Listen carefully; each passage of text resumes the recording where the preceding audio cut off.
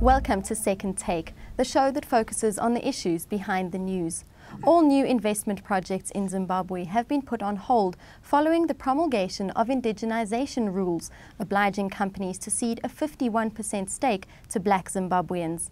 Mining Weekly editor Martin Creamer speaks to us about the implication of indigenisation and its relation to nationalisation. Welcome to Second Take, Martin. Hi, Shannon. Can you tell us more about Zimbabwe's policy on indigenisation? Yeah, well, we have black economic empowerment in South Africa. Zimbabweans came through with indigenisation, which is something similar, except the percentage is considerably greater in Zimbabwe, 51%.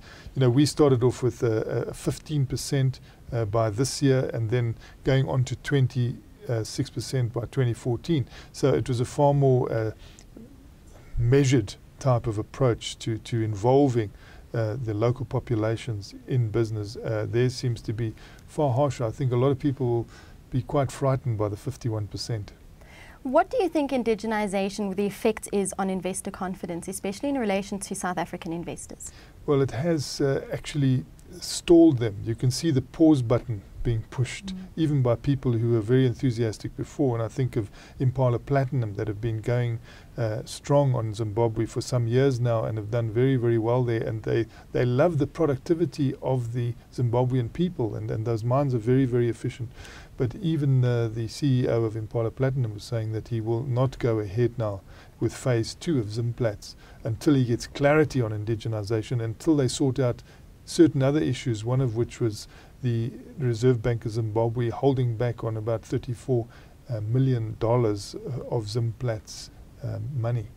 Now, indigenisation has been likened to nationalisation. What are your thoughts on that? Well, I think that there is a bit of a difference to there's a difference between the two, because nationalisation normally involves direct involvement by the state with state ownership.